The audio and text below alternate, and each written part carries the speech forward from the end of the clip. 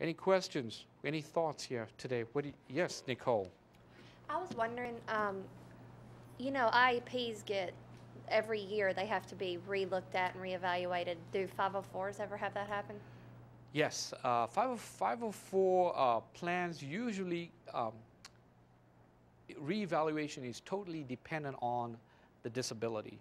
If we have growth and improvement, we want to exit them quickly. For example, someone who's on crutches, and we do know the cast is going to come off in 3 months. So what do we have, Nicole? We have a 3-month 504 plan. Okay, but typically for the ones that have chronic issues, we do it annually, and we do a review. But during the annual period, every quarter, we do a monitoring plan to see where they are. And the 504 team should meet at least every quarter on each student. That's my recommendation. I don't know if this is something it's something I don't know. Does IEP and a 504, would someone ever have both? That's a great question. I know that that question has been posed to me. It just depends. It depends which funds you are tapping into. For example, there is a pot of money called 504 funds, and if your special ed funds dry out, I'm talking to you from an administrative perspective, you might want to tap into your 504 funds if they meet the 3-pronged criteria for 504 services. So my answer to your question, Nicole, and the rest of you is yes and no, if that makes sense. And the second part I'm going to add to that, Nicole, it all depends. I love that statement. Gets me out of trouble. Keeps me out of trouble. Any other questions? Yes.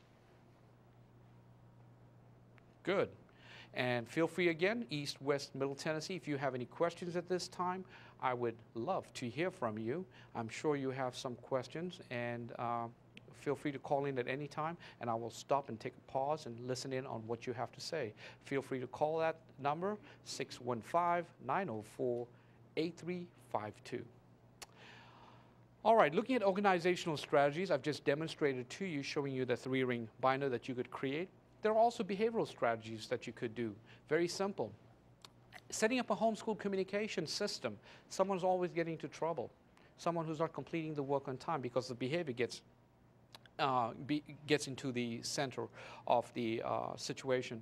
You also can post rules, articulate the rules, have a one-on-one with them, show them, demonstrate it. Put the students on a weekly progress report.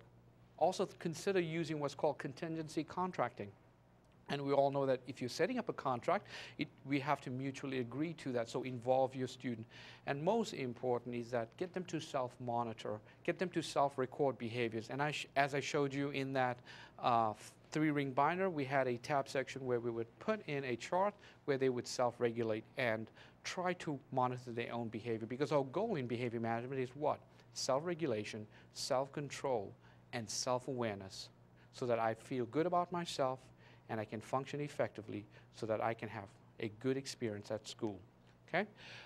Did you know that in 504, you can actually write down specific strategies that actually tell teachers how to teach in certain ways? If you are teaching, if you are teaching in a lecture format, and it might not be conducive to the style for that particular student, you could have in your 504 plan that the teacher should use small group discussions, should engage the student more, use of more audiovisual equipment, maybe using PowerPoint, all kinds of media materials.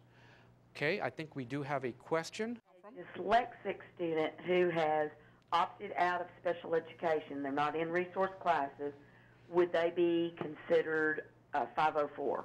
All right, great question. We have a question about with a dyslexic student who's exited from the special ed service program, would they qualify for 504? What we need to do is make sure we satisfy the 3-pronged criteria. There needs to be a major life activity that's still going to be impacted significantly. That's my first response.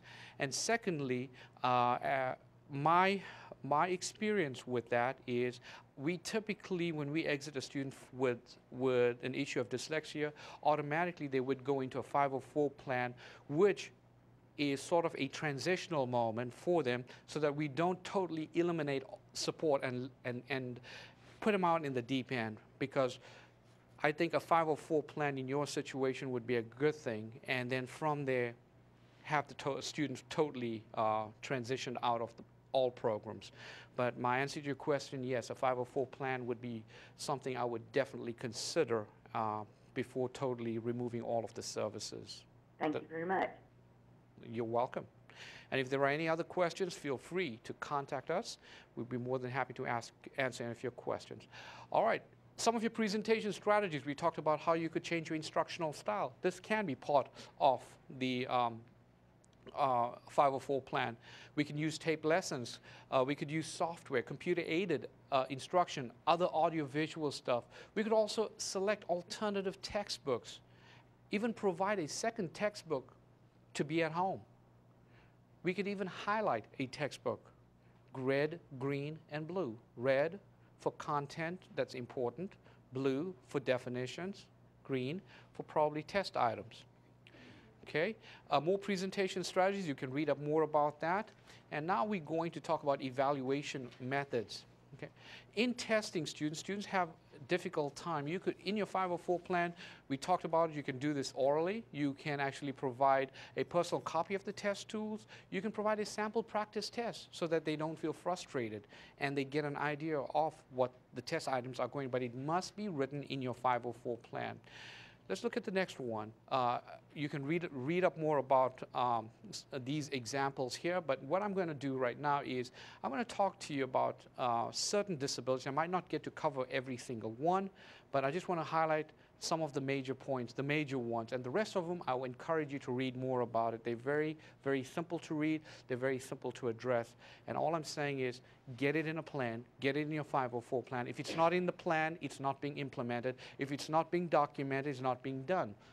What gets measured gets done. So we have to have this written someplace. We have to protect ourselves if you're in schools today. And to do this, you must address the needs of these students. The next one is allergies. Okay, we talked about the allergy situation in the example of the student that almost died. Okay, we can use air purifiers in classrooms. We can make sure that, I know some teachers like to bring in a pet or an animal or a dog, and we need to be very careful to make sure that students in the classroom might have an allergy to the pet hair. Okay, we must also meet regularly with the school nurse.